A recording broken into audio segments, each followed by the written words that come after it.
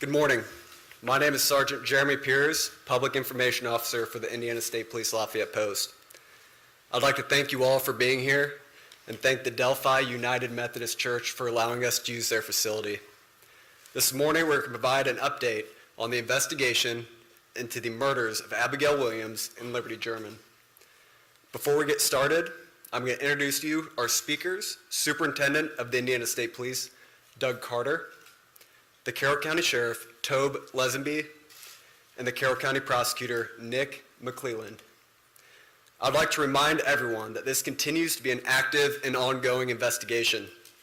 At the conclusion of this press conference, we are going to answer a limited amount of questions out of respect to the investigation and the process that will follow today.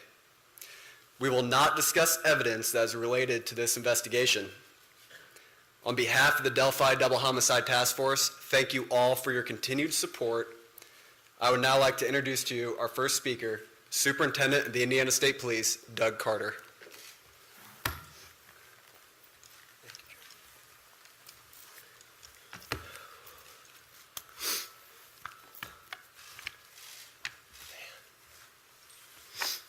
Give me just a second here.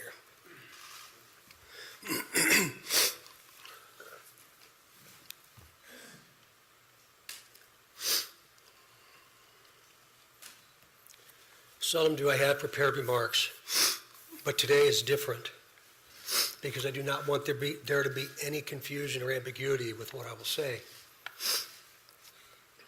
Today is not a day to celebrate,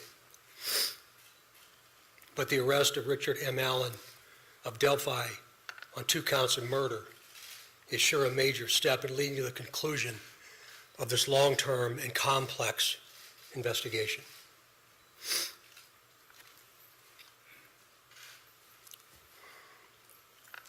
First, I'd like to speak directly to Anna, Mike, Becky, Kelsey, your extended families, along with the entire Delphi community that certainly has grown and now includes our nation and even many countries around the world. I am proud to report to you that today, actually last Friday, was the day, and an arrest has been made. Thanks to literally hundreds of media outlets that have been steadfast in reporting and keeping the memories of Abby and Libby front and center. Many of you in the room have developed relationships with me personally, and you know I always have a personal perspective, and today's no different. But from a very personal perspective, you all have provided inspiration and support, even while oftentimes frustrated with us and me. You continue to encourage the efforts, and you too believe that one day we would all be here participating and sharing this news. To the entire law enforcement community, which includes all local, state, and federal agencies, which are far too many to specifically mention today, thank you, thank you, thank you. We are going to continue a very methodical and committed approach to ensure that if any other person had any involvement in these murders in any way, that person or persons will be held accountable.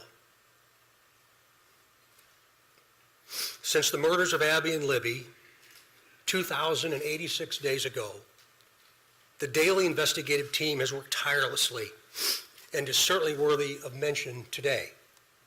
Specifically, Sheriff Lesenby, the Sheriff of Carroll County, Detectives Tony Liggett, Detective retired Kevin Hammond, former Delphi Chief and now the prosecutor's investigator Steve Mullins, State Police First Sergeant Jerry Holman, Detectives Jay Harper, Dave Vito, and Brian Harshman, along with members of the United States Marshal Service, specifically Agent Jeremy Clinton and Agent Bill Culfers. With them today is Dan McLean, the U.S. Marshal, appointed U.S. Marshal. Our state police analyst, our scientists from many different disciplines within our laboratory division, Mrs. Kathy Shank, for your incredible dedication to detail, and to so many others that I know I've missed. I really believe that Abby and Libby would be proud of you for standing strong, even in the face of immense pressure and perpetual criticism. Some of these individuals have postponed retirement, passed on promotional opportunity, have dedicated personal time away from their families, given up nights, weekends, and holidays, all while in the pursuit of accountability for Abby and Libby. I know that today's announcement will not diminish your resolve, and I hope you have found just a bit of peace in this most complicated world. This is really important. While I know you are all expecting final details today concerning this arrest, today is not that day. Today is not that day. This investigation is far from complete, and we will not jeopardize its integrity by releasing or discussing documents or information before the appropriate time. Prosecutor Nick McClellan, of course, will share additional information about what we can and cannot say, and also explain to you why the probable cause affidavit is temporarily sealed by the court and not available. And by the way, he has been a tremendous asset to this team. I'm yet again asking you for your patience and please your understanding while our system of due process works. Also remember that all persons arrested are presumed innocent. All persons arrested are presumed innocent. You all will have an innate desire to subjectively interpret and then report what you think. We in the law enforcement realm cannot, and you should never allow us to, talk about what we think concerning facts, but rather discuss and share at the right time what it is we know. The time will come when additional details can be released. But again, today is not that day. It's about Abby and Libby, their families, and this community, this nation, and even our planet. The prosecutor has been very clear with law enforcement about what his expectations are, about what can and cannot be released, shared, or discussed. So we will, of course, comply. If you choose to be critical of our silence, be critical of me, not the front line. These are the folks that have committed their entire lives to a successful conclusion. In other words, a guilty verdict. As we move to the next phase of this investigation, I will continue to offer all resources that the ISP has to not only the investigative team that I anticipate growing, but also to Prosecutor McClellan as we prepare for the coming months. Again, Nick has been very resolute and very clear, and I'm most grateful for his leadership. And it's going to be really important as we move forward. Please continue offering tips that you would like to share. The many avenues to report will remain open and will be available to all. Please continue doing that. In closing, I stand before you in this church and very place where we held our first briefing nearly 6 years ago, and just hours after the murders of Abby and Libby. Right here.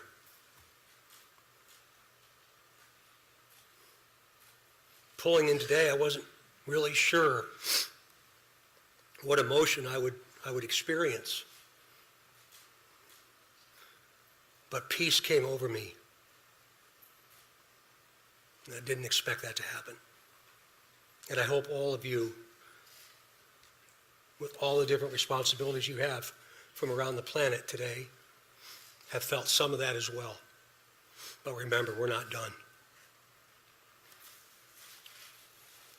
I think what we all have experienced proves that together there's nothing we cannot do. But more importantly, giving of ourselves, all of us,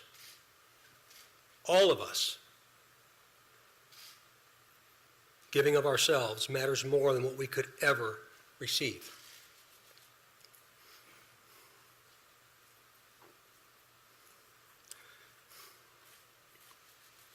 Abby and Libby, though in death, have had a profound effect on so many of us, on how we live, and as importantly, who we all should be. I would now like to introduce to you my friend and the Carroll County Sheriff, Tom Lidsby, for his remarks. Sheriff.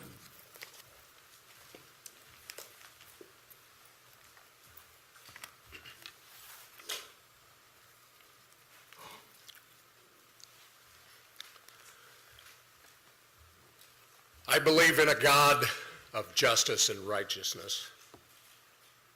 Today, I believe that same God has provided us with justice for Abby and Libby. As Sheriff of Carroll County, Indiana, I want to publicly and sincerely thank each individual who played a role in helping us during this 5.5-year investigation. Whether it was in an investigative capacity, providing tips, cards or letters of suggestions or encouragement, phone calls, and thousands of other countless ways of communicating. I earnestly thank those who prayed for this moment in time. We now move forward through the Indiana criminal justice system, allowing the system to provide its due diligence and process in providing that justice which is owed Abby and Libby, their families, and this community. Thank you.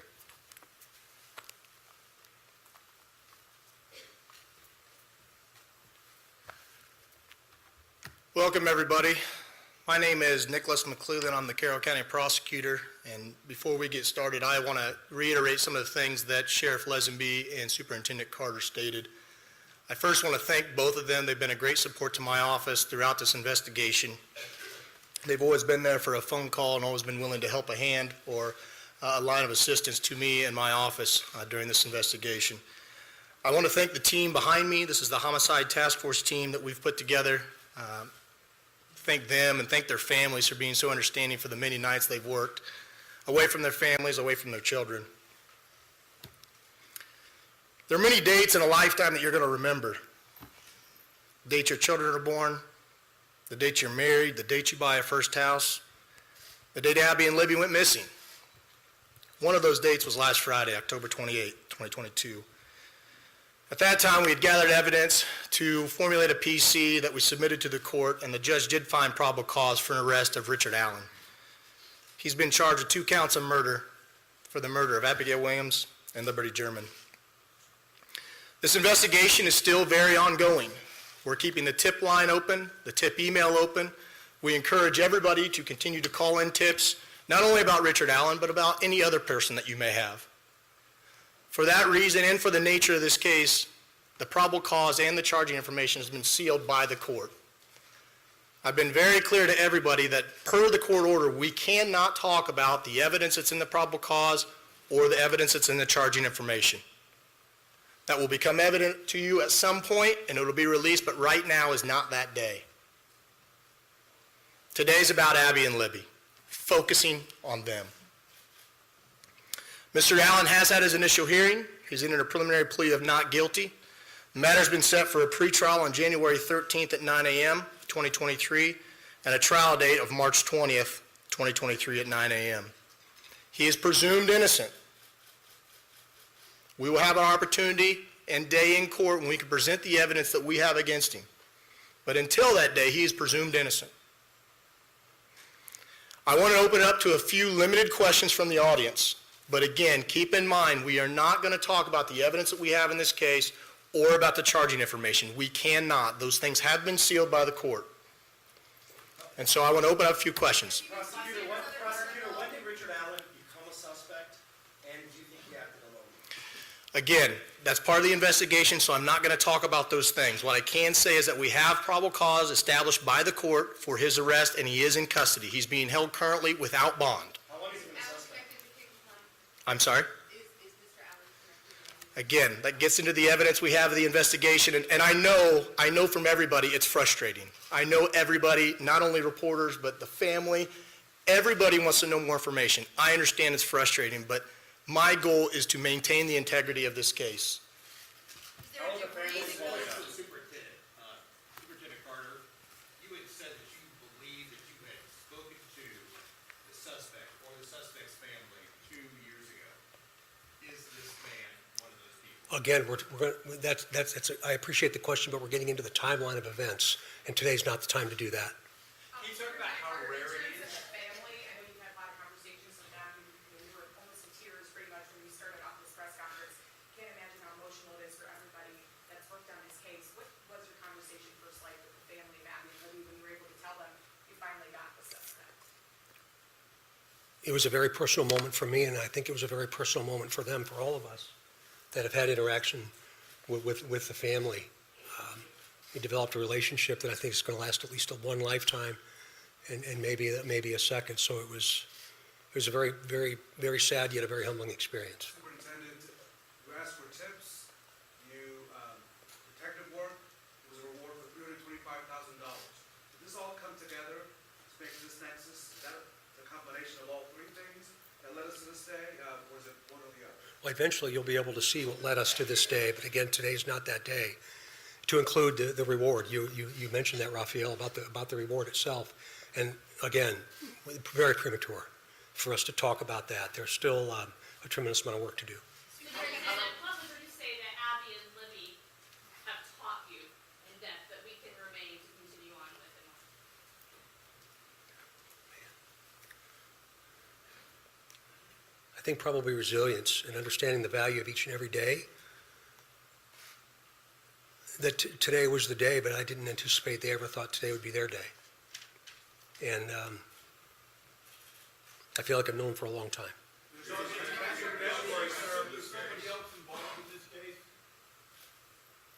Excuse me? Do you assume there's any other individuals involved in this case? We haven't closed the door on the investigation, and so that's why we keep the tip line and the tip email open. And so we're not presuming anything at this point, but we're going to continue to take tips, continue to take any information anybody has, and as we've done with all the information we've gathered, we're going to look at that and examine that and see where it leads us. Mr. Prosecutor, Is can you Allen explain facing the any law? charges? You've asked the court, based on this investigation, that these documents should remain out of the public view. Can you explain, without getting into the details of what's in the documents, but this is not regular, usually a public hearing is held, we should be able to see all the documents, right? Sure, But sure. you made a decision. Can you explain your decision as to why you believe that maybe for the next 30 days, no one in this room should have access to those records? Sure, it is unusual. We don't do it very often in all the cases that we handle here in Carroll County.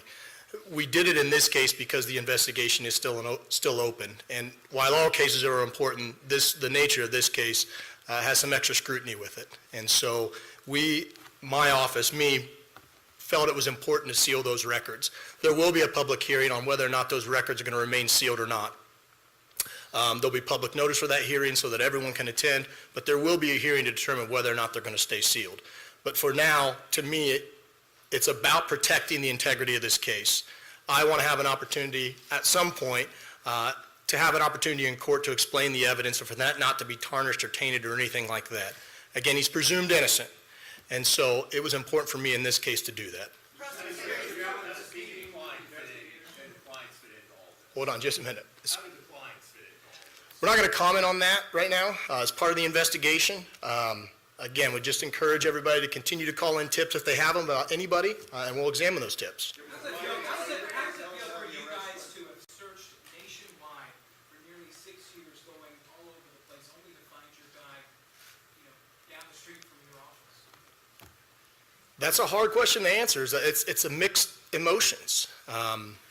I've been watching the news all weekend like everybody else has, and I think a lot of the members of the public said it right. It's bittersweet. It's a step in the right direction. It's concerning that he's a local guy. So I think just different emotions. Again, this is a step in the right direction. This is the first step into getting into court and having a trial. And so.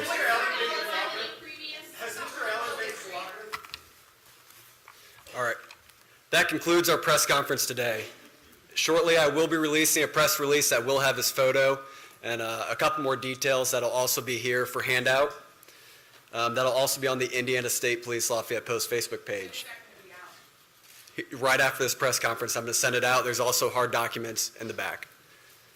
Thank you all for taking the time to be here today, and be safe as you travel home.